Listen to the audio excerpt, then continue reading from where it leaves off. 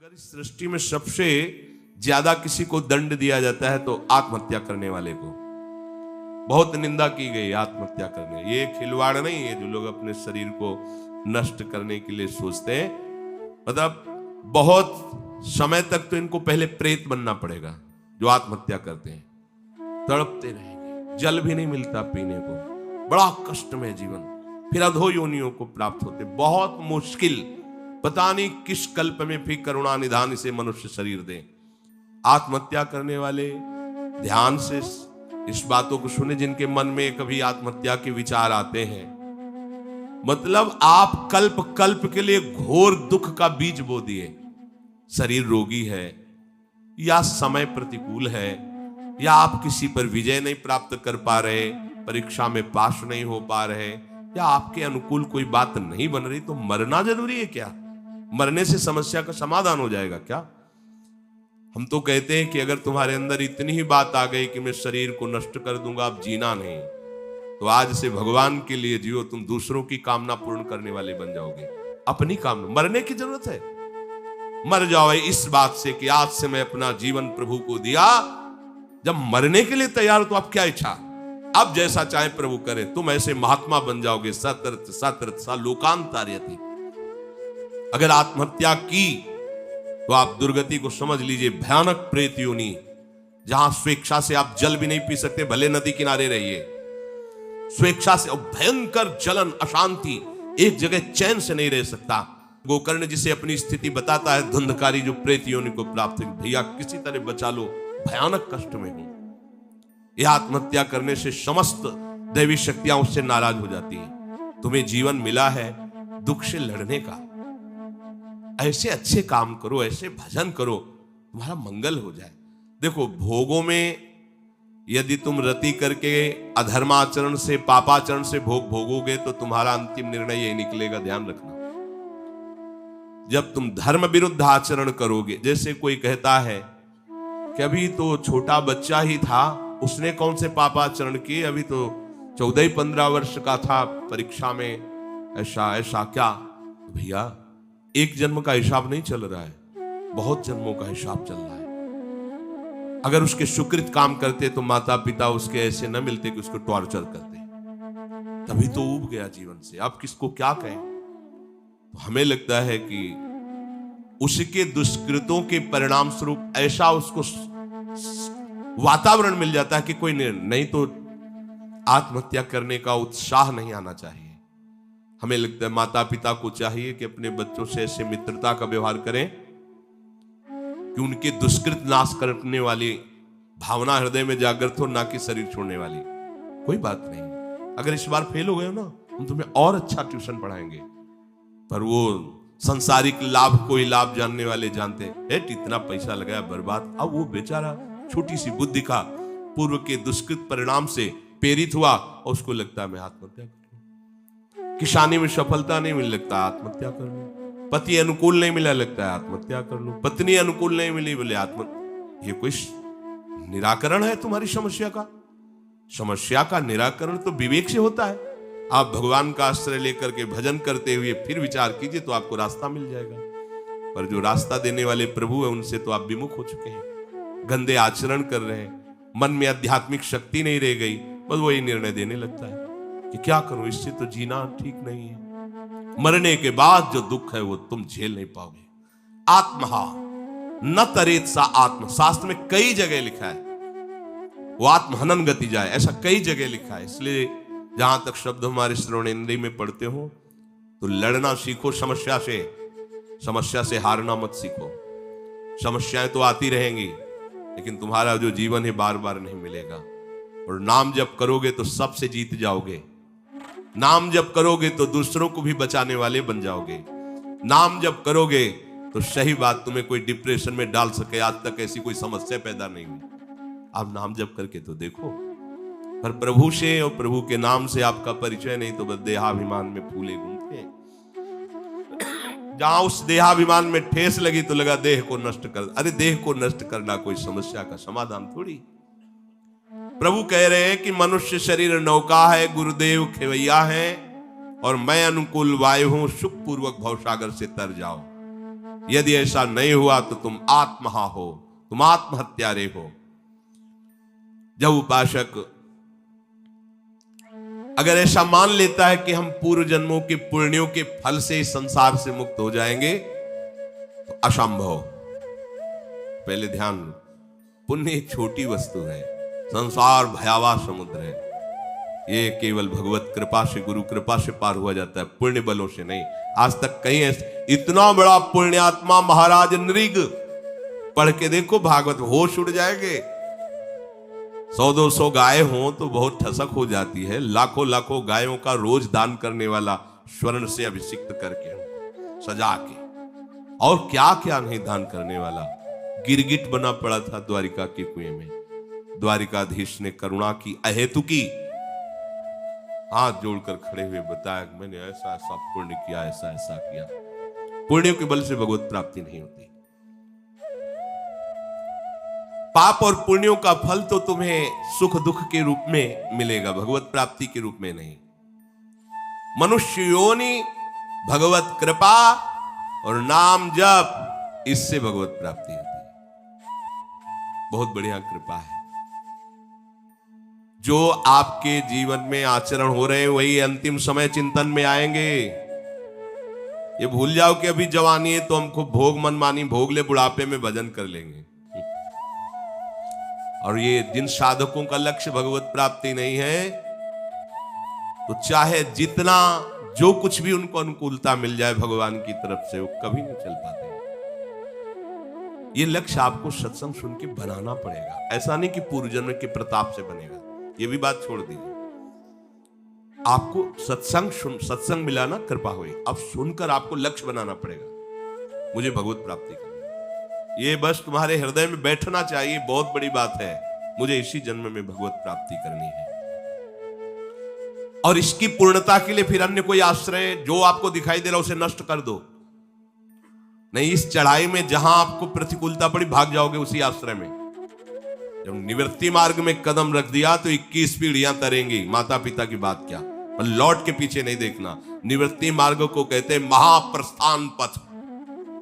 महाराज युधिष्ठिर पांडव जब प्रस्थान पथ कर रहे हैं, पीछे से सूचना मिलती जा रही, सहदेव गिरे महाराज, हिमालय बर्फ बर्फ ही बर्फ। सहदेव गिरे, पीछे मुड़ के नहीं देखा।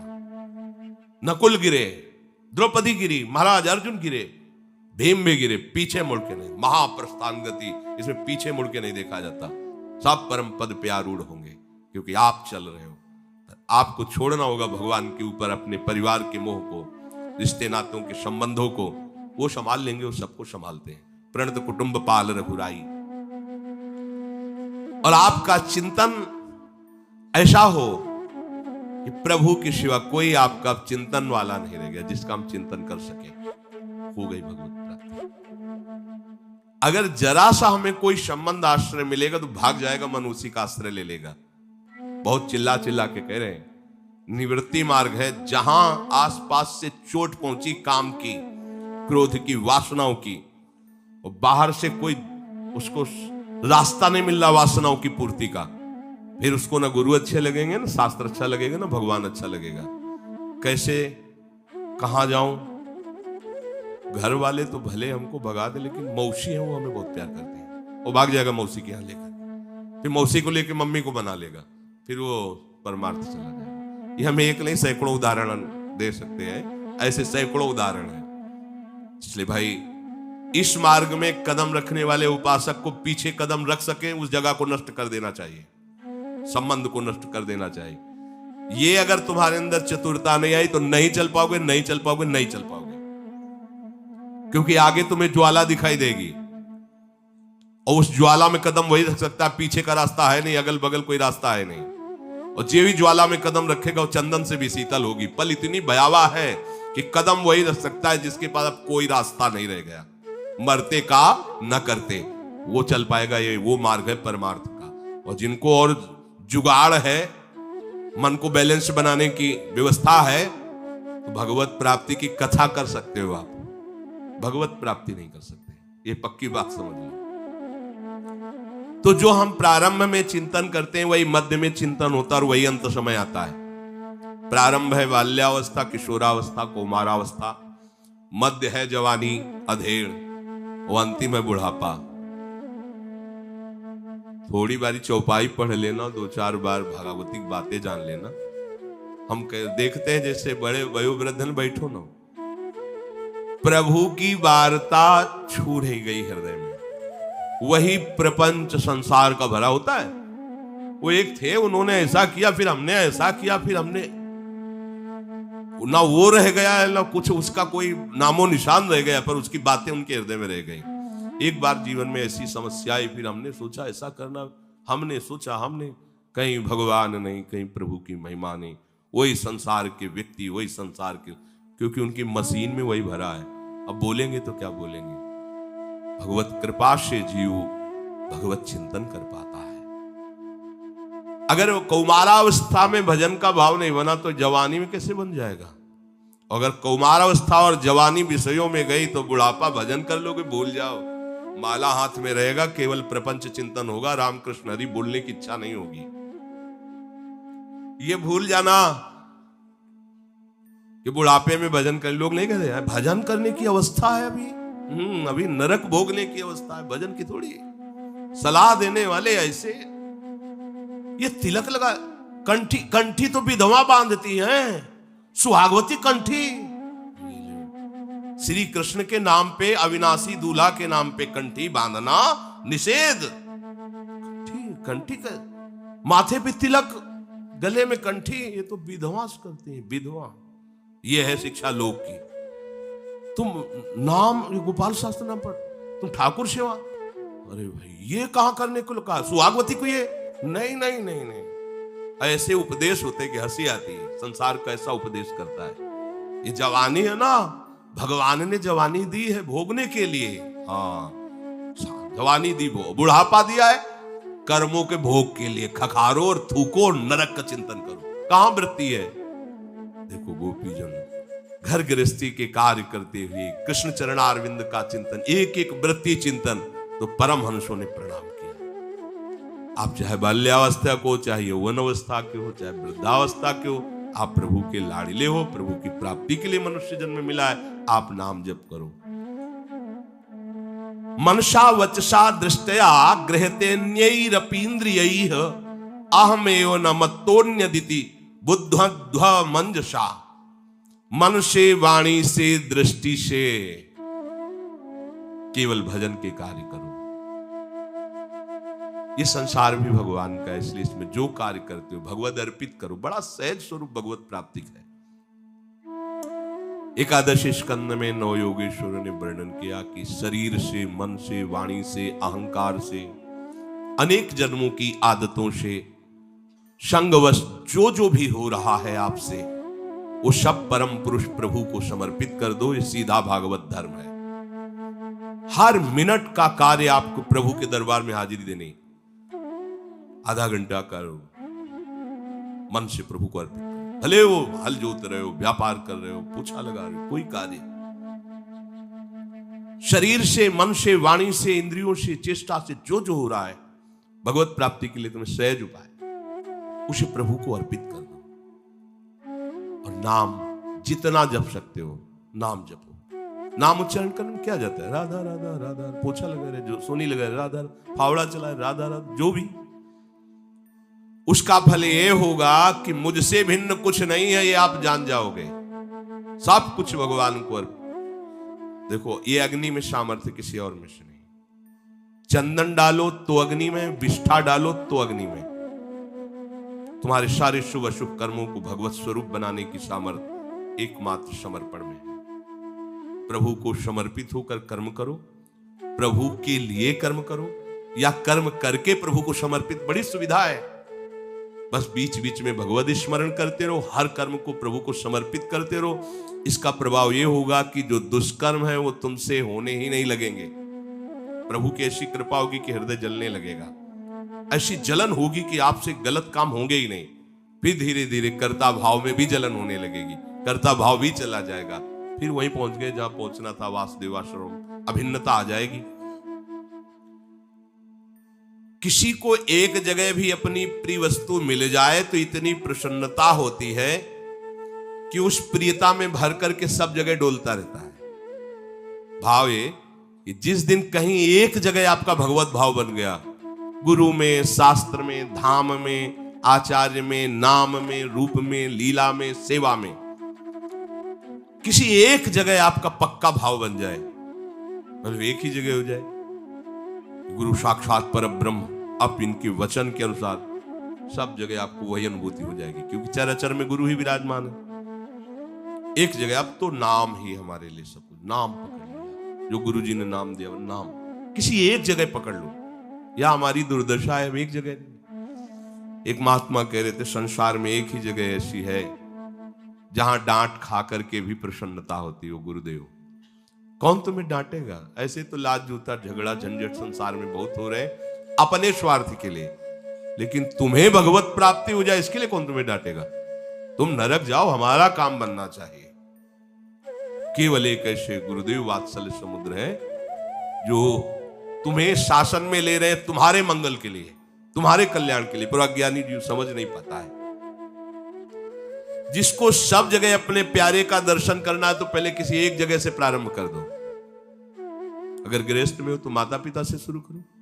मेरी मां मेरे लिए भगवान, बस निष्ठा में आ जाओ, कभी जवाब मत देना। जैसे हम भगवान के अष्टयाम सेवा करते हैं ऐसे आप अपनी मां की करने लगो। अगर भगवत साक्षात्कार ना हो जाए तो बताना। कहीं एक जगह मान लो, एक जगह मान लो फटाक से, कहीं एक जगह मान लो, एक जगह मान लो। सब जगह का मानी संख्या एक जो है वो आपको पूरा सवाल हल कर देगी। किसी एक जगह मान लो अपने प्रभु को, सब जगह है, कहीं एक जगह मान लो। गुरुदेव में, माता पिता में, शास्त्र में, नाम में, प्रभु के रूप में, प्रभु की लीला में, प्रभु की सेवा में, प्रभु के धाम में, एक जगह कोई एक। ये मानने का मतलब निष्ठा। देखो पुंडरीक जी महाराज माता पिता को भगवान मानकर सेवा कर, साक्षात मेरे भगवान। भगवान को चाहा नहीं मिलने के लिए, भगवान आके खड़े हो गए। दर्शन करो, कौन हो? भगवान है, जिनकी भावना से तुम माता पिता की सेवा कर रहे हो। तो थोड़ी सेवा रह गई, पूरा कर दे, फिर मुड़ेंगे आपकी तरफ। ऐसे एक ईंट उठाइए सिर्फ, भगवान ईंट में खड़े। आज भी विठल भगवान, उसे विठल भगवान आज भी खड़े। माता पिता को भगवान माना तो साक्षात भगवान। कहीं एक जगह मान लो। श्री रामदास काठिया बाबा ने अपने गुरुदेव को भगवान माना, बड़े बड़े संतों ने माना। रात में सोना नहीं, केवल भजन करना है। कोई कंबल नहीं, केवल लंगोटी पे रहना है। थोड़ी आग दे देते थे, बस आंच में समय व्यतीत करो। सर्दी में आग बुझ गई मतलब तुम सो गए, नहीं सोना नहीं। तो ऐसा कुछ हुआ कि आग बुझ गई, वो बैठे ही बैठे ध्यान नहीं दी, क्योंकि अधिक शीतलता में थोड़ी थोड़ी देर में कोयला या लकड़ी रखते रहना पड़ेगा। और ज्यादा आग नहीं देते थे, थोड़ी आग, क्योंकि तुम्हें पूरी रात जगना है, भजन करना है। कितना कड़ा शासन गुरुजनों को होता। एक दिन रात्रि में आग बुझ गई, कहे गुरुदेव थोड़ी आग ले ले। आग बुझ गई, आग बुझ गई, इसका मतलब तुम सो गए मतलब भजन से रहित हुए, हमारी आज्ञा का उल्लंघन किया। बहुत उनको नाराज हुए। और काठ, इतना मोटा काठ, कमर में, पेट कसा हुआ कि मतलब अगर एक रोटी तो एक ही रोटी जाएगी, दूसरे में टाइट हो जाएगा तो काठ है, कोई रबड़ थोड़ी कि बढ़ जाएगा। और इतना मोटा है कि बाएं लेटो या सीधे लेटो, कैसे भी लेटो चुभेगा, लेटना नहीं। कितना कठोर दंड। तो ऐसा थोड़ी है कि ये धरी तुम्हारी लंगोटी कमंडल, यार मतलब चैन से सो भी नहीं सकते, भरपेट पा भी नहीं सकते भोजन। ऐसा नहीं हो कि गुरुजी ने पीटा, काठ बंधवा दिया और डांटा, आज के बाद तुम्हें अगर दोबारा अग्नि बुझी तो समझ और गुरुदेव में आ सकते। सिद्ध महापुरुष। आज हम गुरुजन हमें दुलार करके अगर कुछ बताते भी हैं तो हम मानते नहीं। क्यों? हमें भगवत प्राप्ति की इच्छा नहीं। भगवत प्राप्ति की इच्छा है तो फिर हमें अमृत लगने लगेंगे गुरुदेव के वचन। किसी को एक जगह भगवत भाव, एक जगह कहीं कर लो। वैसे तो सर्वान वस्तु तय करनी, पर यहां सिद्धांत में कह रहे अगर एक जगह कर लो तो आनंद की बाढ़ आएगी, फिर उसी बाढ़ में सब जगह भगवत अनुभूति होने लगेगी। जब आनंद की बाढ़ आती है तो उसकी दशा बदलने लगती है। कभी वो चुप शांत दिखाई देता है, कभी वो नाचता है, कभी वो गाता है। वाग्गदगदा द्रवते यस्य चित्तम रुदत्य भीक्षणम हसित क्वचिच्च विलज्य उदगायति नृत्यते च मद्भक्ति युक्तो भुवनम पुनातु। जिसकी वाणी मेरे नाम गुण लीला का गायन करती रहती है, उसका हृदय द्रवित हो जाता है। मेरे रूप गुण प्रभाव लीलाओं को गाते गाते उसको रोने आना लगता है। कभी बहुत जोर से चिल्ला के रोने लगता है, कभी हंसने लगता है, कभी लज्जा छोड़कर नाचने लगता है, गाने लगता है। ऐसा मेरा रंग छाता है कि वो मेरा भक्त पूरे त्रिभुवन को पावन करने वाला बन जाता है।